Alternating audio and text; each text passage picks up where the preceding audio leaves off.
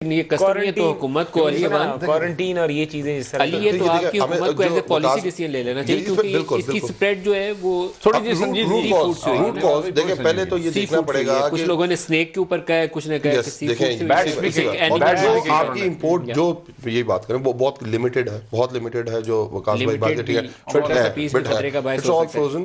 اور اس کے بعد یہ دیکھیں یہ جو باتیں ہو رہی ہیں یہ دیکھیں آپ کے پاس ڈیٹا موجود ہے جو 2 مہینے میں جو لاسٹ ٹائم پاکستان میں آئے یا گئے یا دوبارہ آئے اور جہاں سے کہیں بھی ان کا انٹریکشن ہے چائنیز کے ساتھ دنیا میں وہ آئے. لیکن صرف یہ تو نہیں ہے کہ وہ وہاں کے والنٹیرلی آ جائیں جی اور آپ سے مرنا جائے والنٹیرلی بلکہ جس طرح بات کی ایک اچھی اویئرنس کیمپین بھی کی جائے اور لوگوں کو کہا جائے کہ کوئی اس طرح کی بات نہیں اور لوگوں کو فوڈ آئٹم امپورٹ جو چائنا سے فوڈ کے اوپر پالیسی ڈیسیژن آپ کو لینا پڑے گا. بالکل فوری طور سے سر فرسٹ اسٹیپ یہی ہے. آج ہم 3 بھائی بیٹھے ہیں آپ بیٹھے ہیں پاکستان میں قومی اسمبلی میں کہا راجہ صاحب نے ڈسکشن شروع ہو گئی. سو دس از فرسٹ پازیٹیو اسٹیپ کہ پیپل آر ریئلائزنگ کہ یہ بڑا امپورٹنٹ ہے, یہ بڑا سنجیدہ ہے.